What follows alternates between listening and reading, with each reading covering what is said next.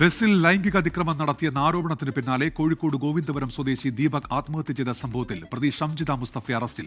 വടകരയിലെ ബന്ധുവീട്ടിൽ നിന്നാണ് റീൽസ് ചിത്രീകരിച്ച് പ്രചരിപ്പിച്ച ഷംജിദയെ പിടികൂടിയത്. പ്രതിയെ കുന്നമംഗലം ജുഡീഷ്യൽ ഫസ്റ്റ് ക്ലാസ് കോടതി 14 ദിവസത്തേക്ക് റിമാൻഡ് ചെയ്തു.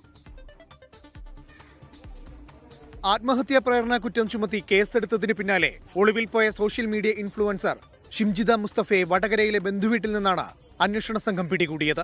കൊയിലാണ്ടി താലൂക്ക് ആശുപത്രിയിൽ എത്തിച്ച് വൈദ്യപരിശോധന നടത്തി.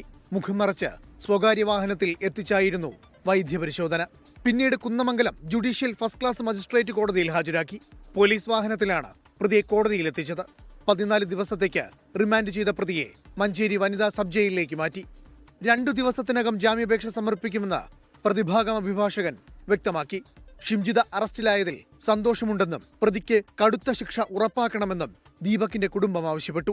എനിക്ക് എന്റെ ഭർത്താവിന് വന്ന വിധി ഇനി ലോകത്തിൽ ഒരച്ഛനമ്മക്ക് വരാൻ പാടില്ല. എനിക്ക് അതാണ് എൻ്റെ ആഗ്രഹം. അവളെ പിടിച്ച് അതിന് തക്ക ഇത് കൊടുക്കണം. ഇവിടെ ഒരിക്കലും പുറത്തിറങ്ങാൻ പാടില്ല. അവളെ കിട്ടിയിട്ട് നല്ല ഇതിൻ്റെ ഓരോ ശിക്ഷ അനുഭവിക്കണം. ഈ ഇതിൽ തന്നെ ഓള് കഠിന ശിക്ഷ കൊടുത്തിട്ട് ഓളെ ലോകപ്പിലാക്കണം. അവളെ ഒരിക്കലും ജയിലിൽ നിന്ന് വിടാൻ പാടില്ല.